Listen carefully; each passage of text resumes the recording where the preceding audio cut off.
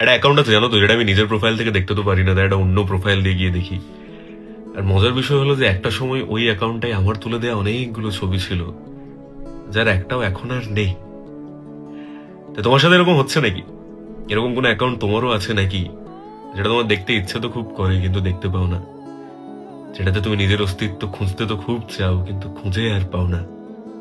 তাহলে এই কবিতাটা তোমার জন্য, যে ধোঁয়া ধোঁয়া কত আঁকি বুকি দাগে ঢাকা পড়ে গেছে লেখা, হুটহাট করে স্মৃতি মুছে ফেলা হয়নি যে আজও শেখা, পুরনো মেঘের খুব কোনা ঘেসে এখনো যে থাকি চেয়ে, ভুলতে পারিনি তোমার আদর নতুন বৃষ্টি পেয়ে, লুকিয়ে চুরিয়ে এখনো যেতাই তোমার পাড়াতে ঘুরি, রাখনি আমায় তবুও যে আজ নেই কোনো জোড়াজুড়ি, ছবিগুলো সব হারিয়ে ফেলেছ নাকি গোপনে রেখেছো তুলে, বাদ দিয়েছো ওদেরকে শুধু নাকি আমাকেও গেছো ভুলে? এই একটাই তো প্রশ্ন থাকে আমাদের, তাই না?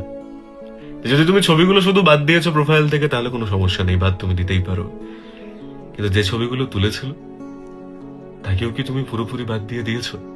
এই একটা প্রশ্নের জন্য আমরা বারবার ফিরে যাই ইনস্টাগ্রাম ইউজার লেখা ওই প্রোফাইল গুলোতে, বারবার দেখতে থাকি যে এখনো কি ইনস্টাগ্রাম ইউজারই আছে নাকি ডিপিটা দেখা যাচ্ছে।